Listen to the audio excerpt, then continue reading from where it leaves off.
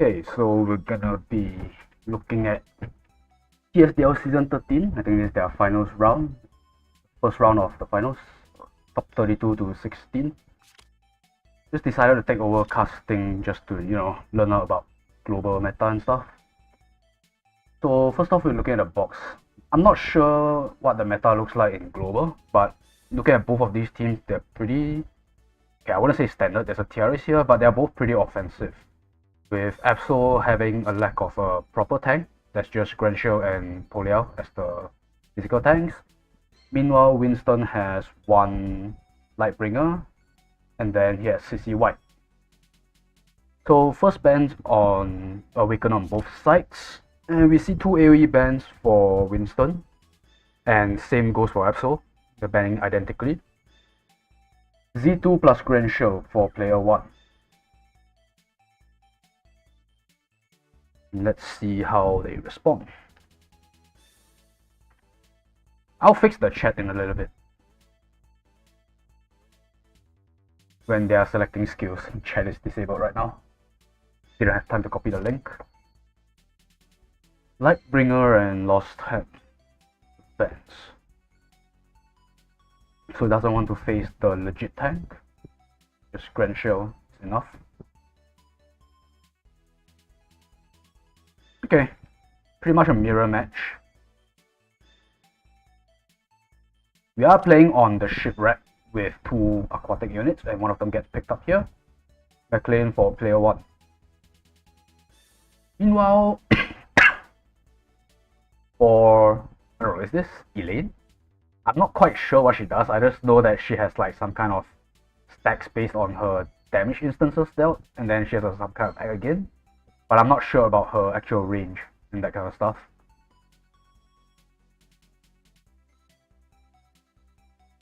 Backlane sounds like it's going to be a little bit of a problem because there are no more flying units here.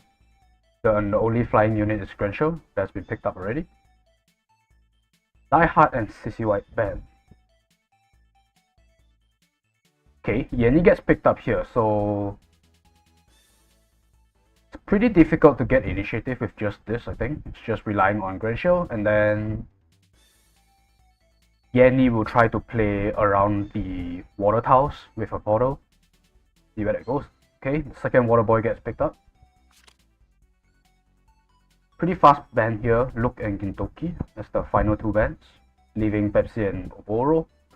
Elaine gets picked up here, so I'm not sure what faction she is, if she's buffed by Grenshell or not. But we have IBC with Mass Attack, Tiaris can kind of buff as well. Kyra can also use Gospel. So let's see what route he tries to go for here. My voice is still kinda shit because I'm actually recovering from COVID from the past week. Okay, so last pick Kyra here. It's pretty decent against the Flyer plus the two Aquatics, but these two guys have revived, so does Zerda. And it might be a little bit difficult to move around Maglin Towers, even though you have Yenny to support you. And you're also lacking a faction buff, so you need to bring your own Gospel if you want that.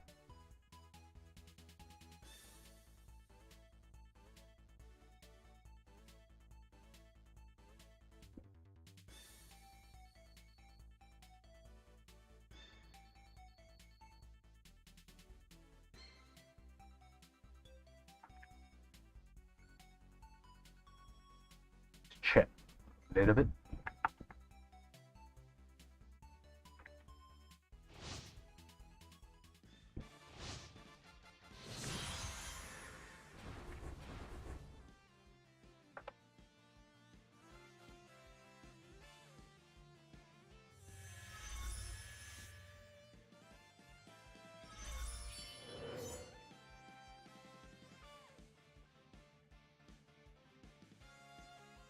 Okay, so what we're looking at here.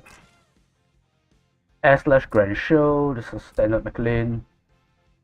Archon, looks all pretty standard to me. Accelerated 8 on Epsilon, mobility support. S/ on this Grenshell as well, Gospel, with one attack and the retreat skill. double single target attack on Yenny.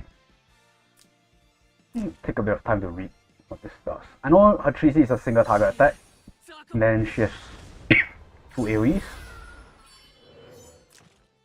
So it is a straight line skill, 0.2 times AoE, and a passive block.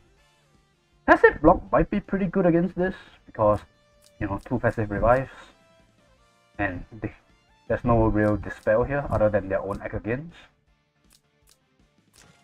And the other one is this and single target attack as well. A pretty standard single target attack that does fixed damage. 2 blocks.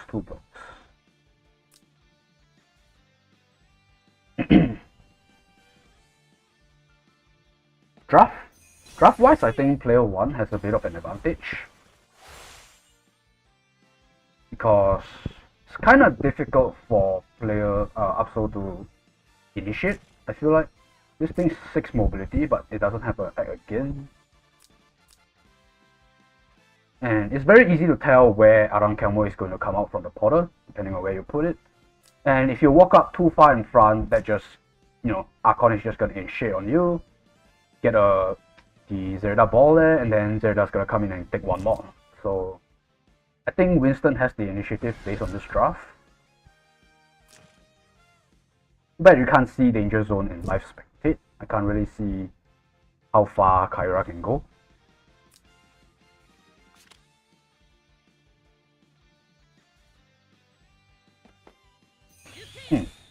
Moves Kyra. That means Grandshell can actually just move all the way up. There's no threat.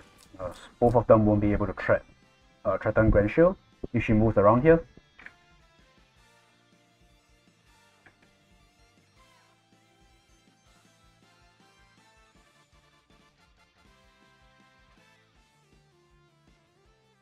We'll have to see what happens after that.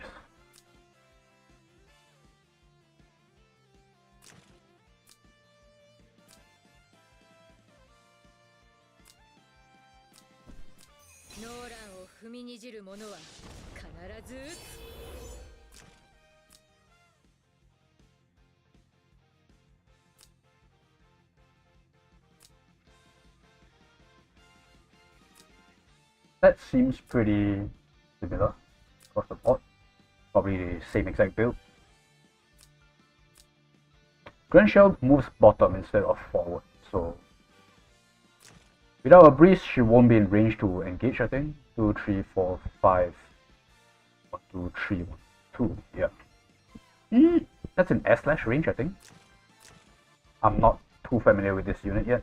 Yeah, he can move another 3 blocks.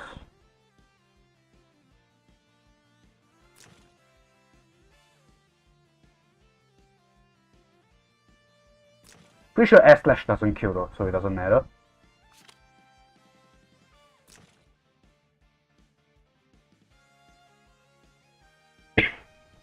Yenny is kinda, not Yenny, Kyra's kinda stuck behind the water, so she has to at least get through this tile.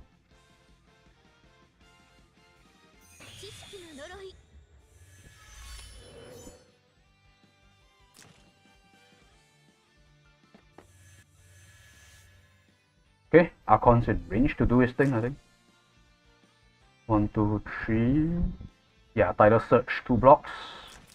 Poke Grandshell, and then it's kind of a buffet, I think. Maybe you can't kill Elaine. I'm not sure how her damage reduction works. Like, how does it scale? 496 skill, so a pretty big difference.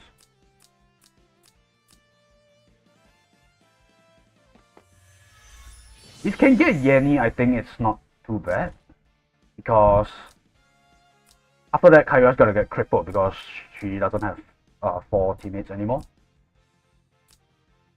But we'll see what his game plan is.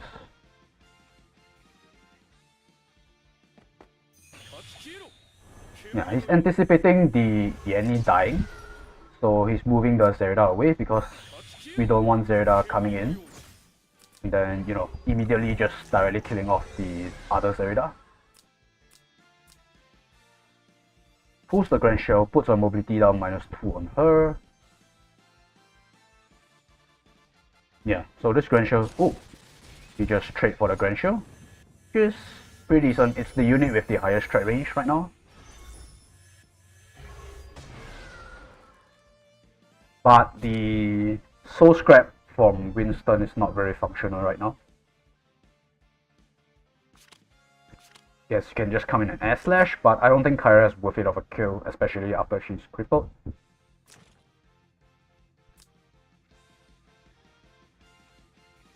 I think play will slow down a bit until Granshell decides what she wants to kill from this point onwards.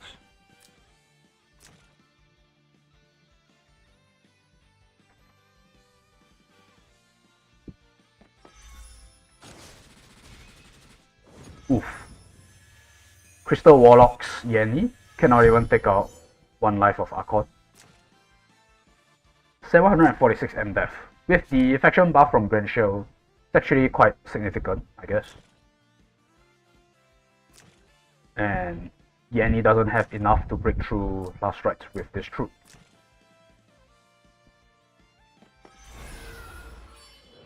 So that's gonna force 1 extra skill out, I guess.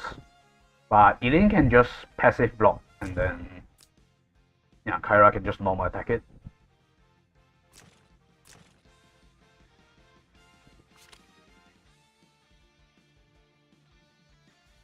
But the problem is what comes after this, because if you put the water towers here, I think it's just no means of engagement. Oh, he doesn't want to use Elaine.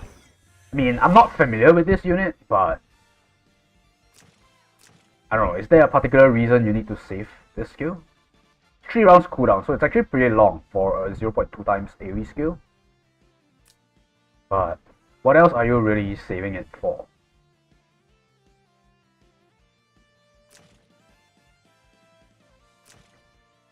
Now Kyra forked out her 3C skill, you already used the 2C from Yenny, so you're left with Windblade and her 3C.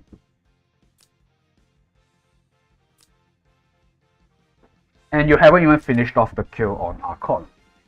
You let Archon run, he can just heal up and then come back for round 2 later on.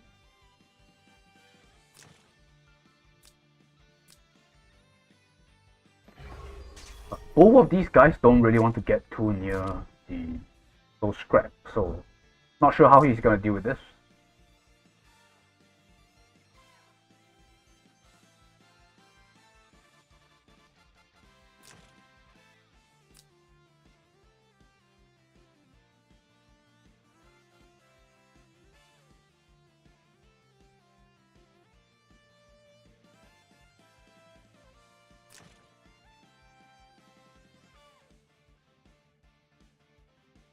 This Derrida is completely paralyzed right now. There's no way to engage at all because all these water towers here.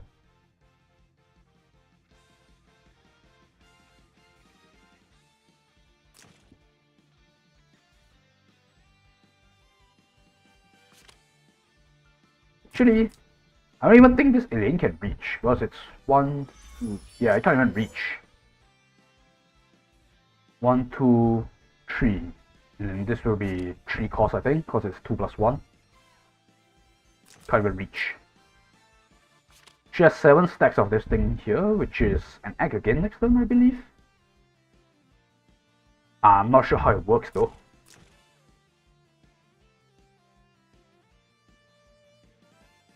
After taking action, if this unit attacks this turn and has 7 stacks of heroism, it recovers act again. To what avail? I guess you could go onto the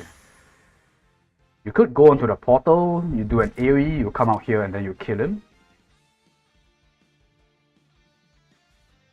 But honestly seems a little too late right now.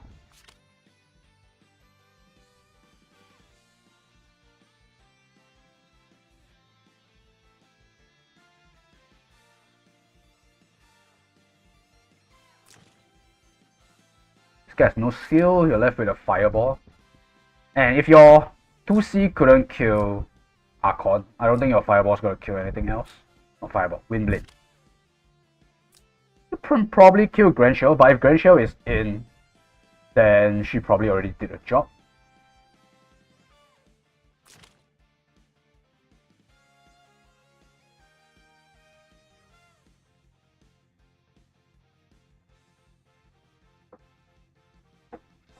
Yeah, I don't really see a way in. I think Elaine, the only thing he can do is Elaine, AoE, act again, kill him, and then call it a day because just ran out of gas already. Okay, Windblade finishes off the Archon finally.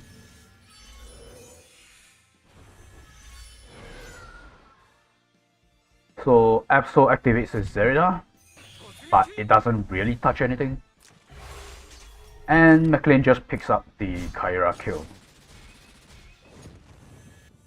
So now Absoul's Zerida is pressured to move because she's gonna die if she stays there. Actually, there's nowhere she can go, I think. 5 movement. So no matter where she goes, she'll be in range of this Soul Scrap.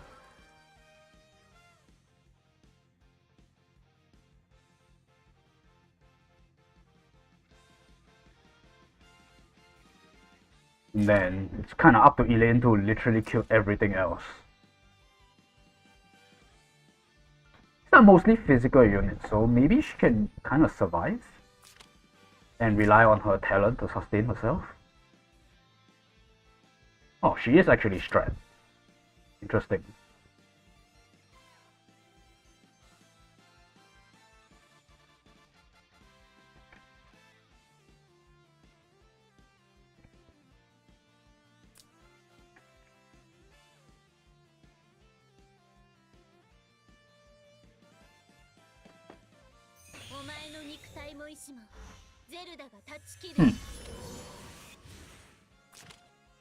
Okay, she just goes through the portal, gets a kill before she dies.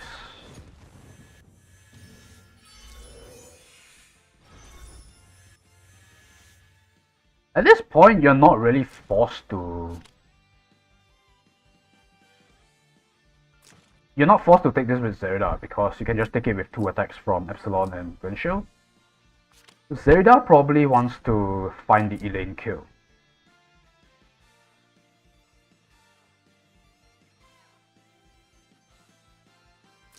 And if you want to save Elaine as a win con, you kind of can't move. You have to stay here. You gotta assume S-Slash doesn't kill her through her damage reduction. She does have around 90 more skill more. Not too familiar with this unit.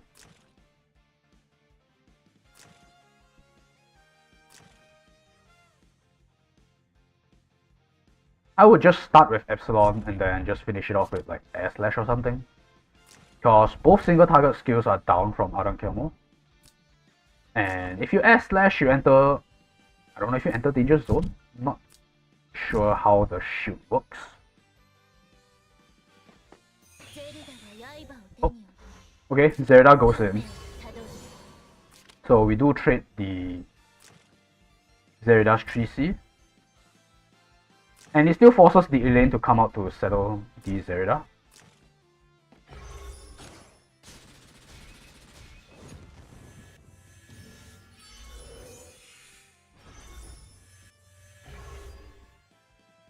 Does Elaine have enough fixed damage to kill Zerida through her revive?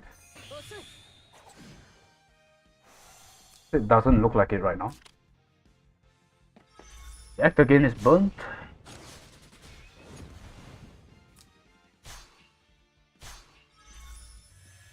Yeah, not quite enough.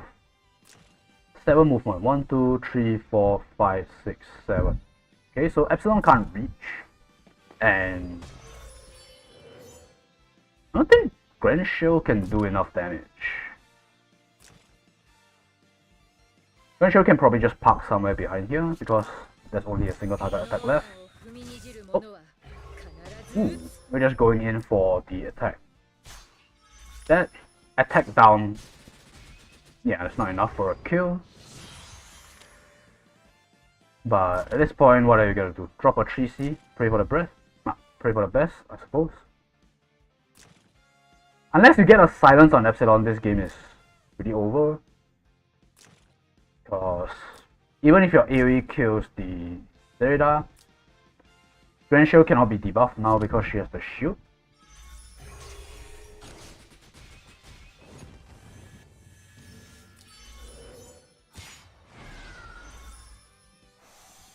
Ooh, Act again. But what are you gonna hit though?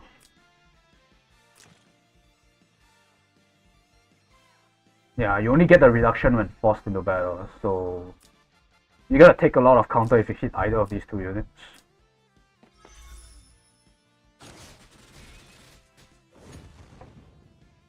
At this point, Epsilon can just melee this and then just toss out the 3C and kill off the lane. Yeah, game's over.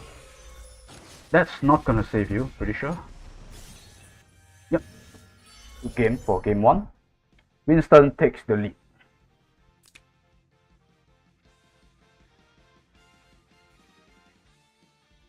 Is this supposed to happen?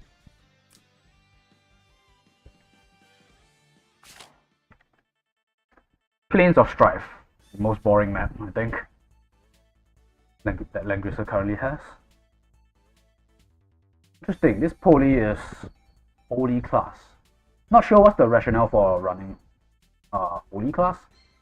I mean, you don't get class disadvantage, but then let's judge Talisman.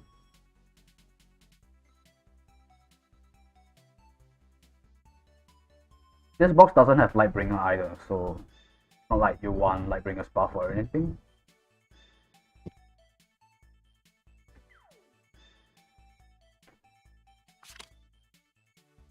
Two changes for Absoul. Lucretia and Epsilon in for Kyra and Tiaris.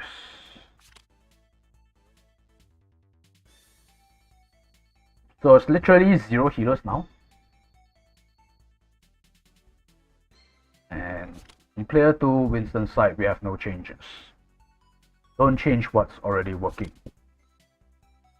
We'll probably see an identical start to the drafts. First 3 bans, Awakener, Poly, and Leon.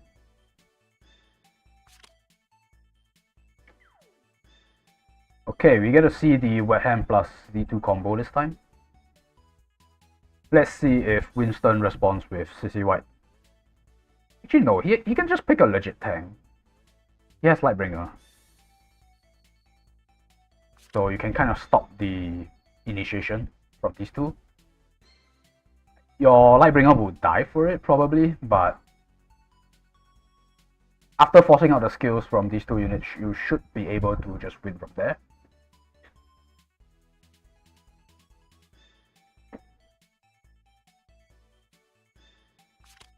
The Lucretia and Grenshaw ban, and it's the exact same ban. We are seeing a very similar draft, at least in terms of ban for this game.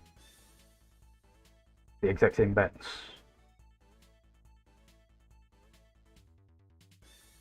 Not sure if Lucretia is less threatening than like everything else that's left here. Because Lucretia's kind of slow, I think.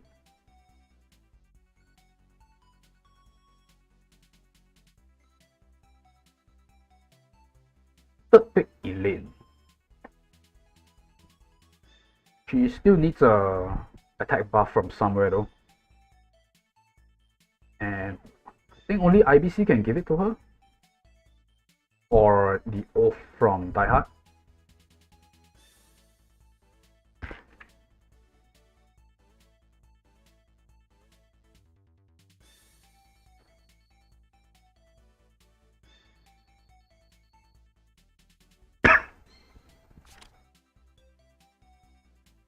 Two assassins banned out here. Get Die Hard on the third pick. Interesting. I don't know, is Jintoki just not respected in global or what? Still Jins are still chilling here. Maybe not for Winston's side because he kind of needs an initiator now. But on left side, I think Jintoki is pretty nice for additional endgame / Angbuster. Okay, CC plus Jin banned out on player 2. No healer and no sub tank, so pretty committed on the tank killing, and then after that we'll see how the cleanup goes.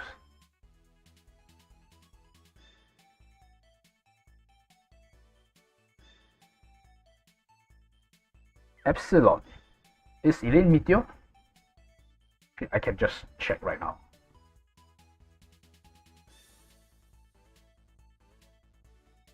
Wait, no, she's not even innate Elaine. She's Agnes. I'm looking at the Chinese name, but you look at the English name. No, Agnes is the healer. She is Elaine. Okay, never mind. Oh, she is Meteor. Meteor, Strat, and Time. Okay. It's Yanni without a buff. Then this side we have Lost Time on Plains. It's pretty decent, but you're kind of reliant on Breeze. Archon last pick into a trade game is always pretty legit. If you don't get crippled by debuffs or anything.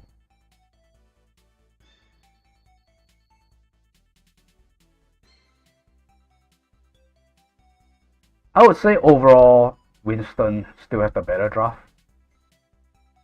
Because it's so expensive to kill this Lightbringer. And then I don't think these last 3 units can mop up. Because you're gonna have to deal with stun from Lost Hand, possibly a stun from Die Hard. And Archon does a lot of damage as well. So the 1-to-1 will not favor you after you spend 2 hits on the pack. Unless you can somehow get Zerda in and literally just one-tap the Lightbringer, then maybe you have a shot. But if you have to spend 2 hits on this, game looks pretty hard. Really? You think Absoul has the advantage here?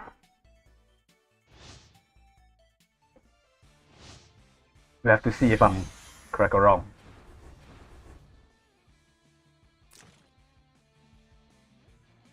If you can lead with a Black Hole, I guess it is pretty legit. If you can land like some good silencers. But with 1 strengthened from Lightbringer, so 1 person will be protected from any silencers.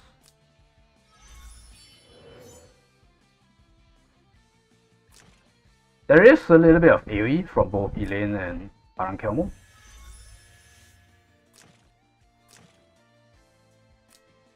Oh, the Zerda brought AoE as well. Yeah, maybe you could just AoE and win, because Winston's side is very, very reliant on Act Again. So if you can get a good, this edge drop slash off, can be pretty legit. But that's the problem with Zerda, right? Because Zerda kind of needs someone to go in. So that means you're... Oh, he's... Okay, never mind. He's just fully committed on AoE. So I guess you just spread out, right?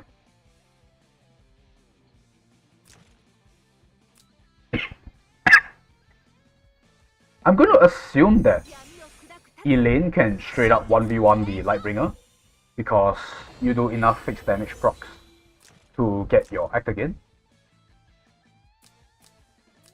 Because usually in these kind of games, you need someone that can fight Lightbringer hit to hit.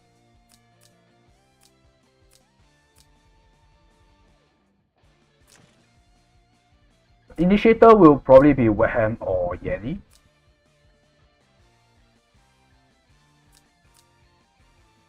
It's not as simple though.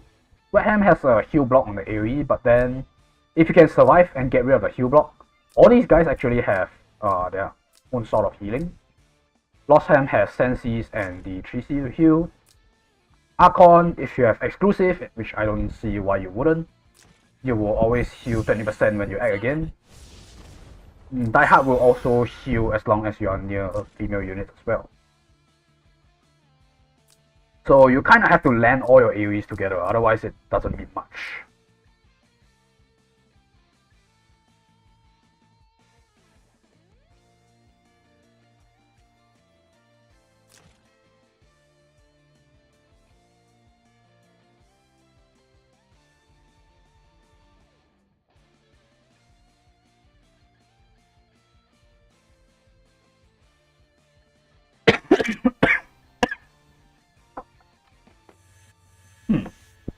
Lost Hand goes bottom.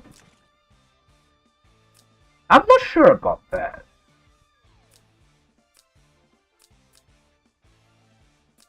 Because Die Hard didn't bring Origins buff, he brought Oath. I think Origin buff is better because Zerida doesn't really need like an external buff, and Lightbringer doesn't either. So I'd rather get more survivability on my Lost Hand. There is Fireball from Yanni, but Yanni doesn't have a faction buff, so I think there's no way you can kill Lost Hand, even though it's outside of the tank. I would prefer Lost Hand playing near the top area though, because you can just gamble for a breeze and then you can access this tree.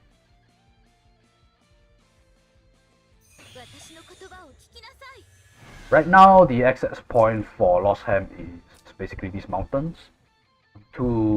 Yeah, he can't get here. So here, 1, 2, 3, 4.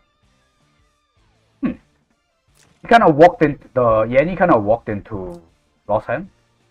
So I think Absoul is forced to start with Yanni. Like you get in the portal, come out here, and then you come here in Black Hole. Otherwise, you kind of have to move her away because Lost Hand is just gonna kill and then run back here. I think Wet Hand with a normal attack cannot kill a Lost Hand on terrain.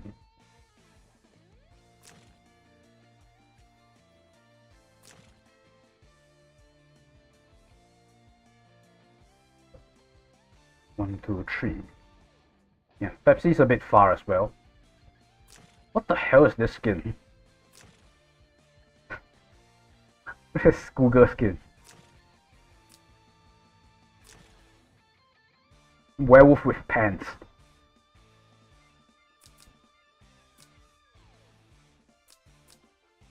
Yeah, not sure how the fight is gonna start. Die Hard just checks the fuck out, goes to the back row.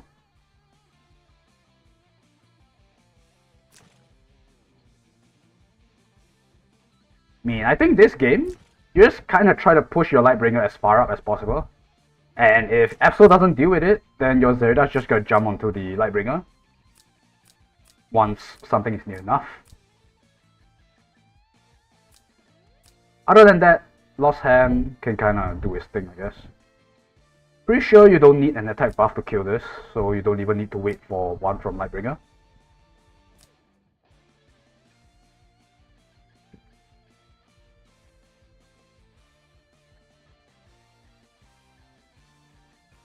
AoE will still reach the Lost Hand.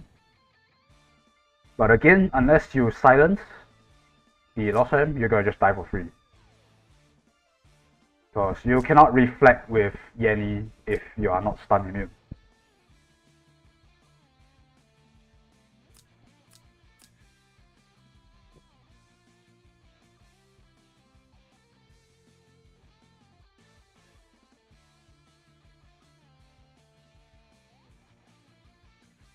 Situation is kind of similar with the last game, just that Absoul doesn't really have a good initiation, I think, with this draft. Because it's a little bit of a mixed AoE in single target draft. Last game he was just pressured by the McLean on player 1 on the boat map. Whereas this time he has player 1, but there's still a lack of decisiveness, I think. Zerida cannot initiate, Pepsi cannot initiate. Elaine? I don't know. 6 movement. 1, 2, 3, 4, 5, 6. Then the AoE is 6 blocks. It's not the worst, but it's not that great either. Elaine seems more like a finisher to me. Where if you play on her side of the field, she's gonna just keep getting her act again and heal from her talent.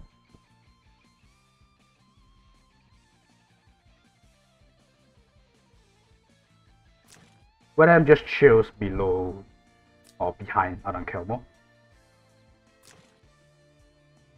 Yeah, I don't see a good way in, so you're just gonna slowly wait. Oh, lol. Archon just walks in and says, "What up? You're gonna do something about this? Or you're gonna do something about this?"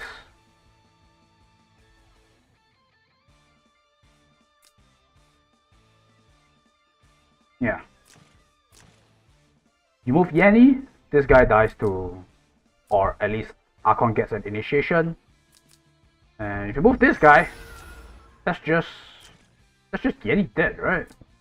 1, 2, 1, 2, 3, 4. Yeah, you could get a damage down debuff, but I think Yeti just dies straight through it. He did get a damage down. Lamau.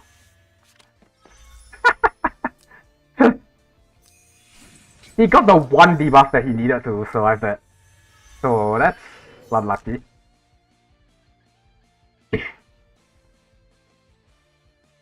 Lamau, he actually got the damage dealt down, 20%. Sometimes you can't make this shit up. Problem is still here though. Like, who's gonna deal with this?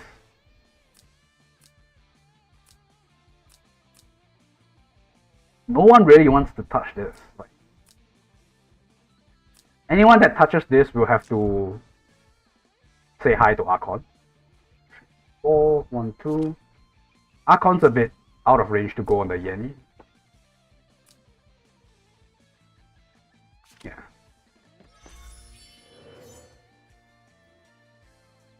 Okay, so Elaine is ready to act again, basically.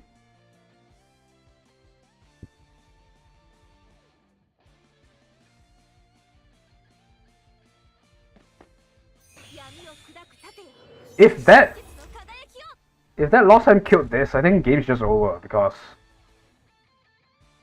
if the Zerida can somehow find this Zerida, maybe Lightbringer is just not gonna die anymore. You have to deal with this, but then I don't know. But now there's still a bit of a game to be played.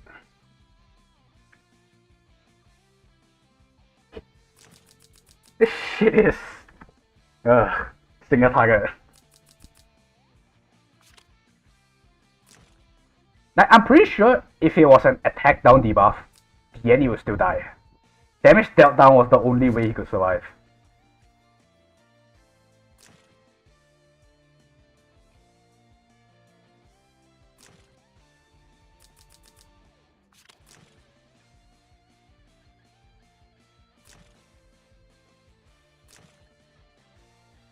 Maybe it's my fault. I tend to speak these kind of things into existence.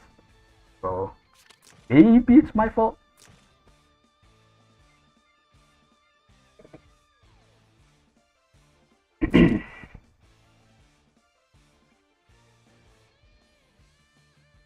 Is this Zerida the Stinger? What's that called? The Pendant build? This 14k HP is high. Like, I don't know, maybe Global has like more Ragnaroks and stuff. Yeah, this is what I would expect from a Pendant Stinger Zerida. What the fuck is this?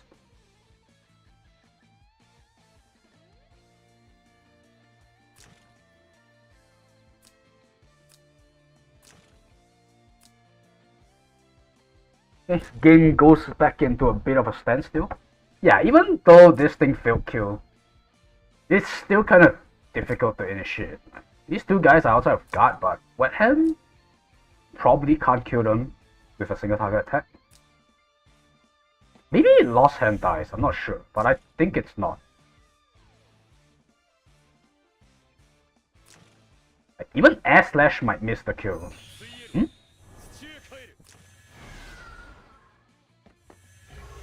What the f... Oh, Zerida's coming in. Oof.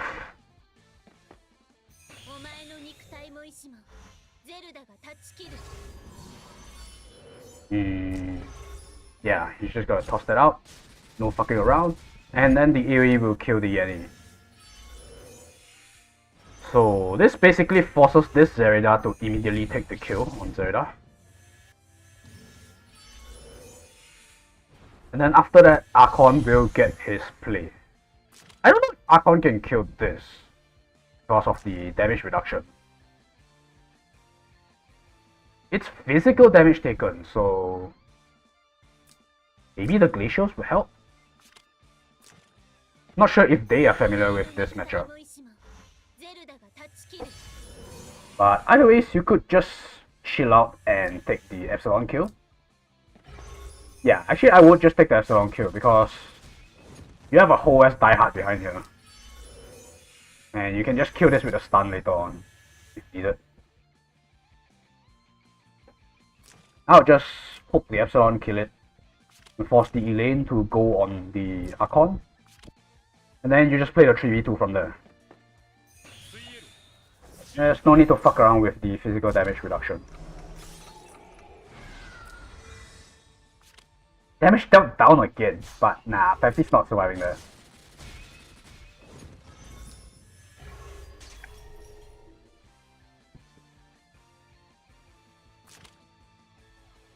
Time to see what Elaine can do, because he's gonna need to do a whole lot of things here.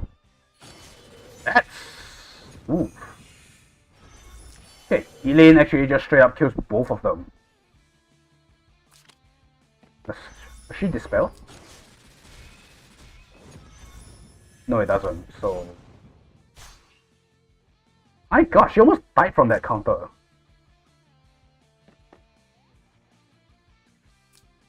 Die Hard all the way. Okay, can she get enough procs to act again? I do not doubt it, because she started at 0. So... I mean, if you use Serida to kill this, you're gonna lose your immunity. And then Die Hard is literally gonna range attack you, stun you, and then kill you the next turn. So... that's GG. Yeah. So, it's like Winston 2-0. No more immunity, stun, Lightbringer walks up, next turn you 3C, stun again, Lightbringer finishes. Yeah, that's game.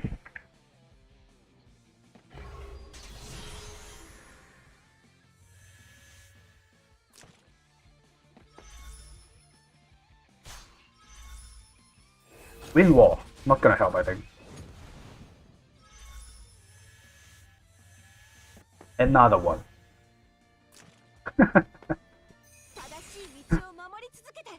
Yep, Winston 2-0. So, I don't think there's any other games scheduled for today. So, thank you guys for watching. Hope you guys enjoyed. Peace out.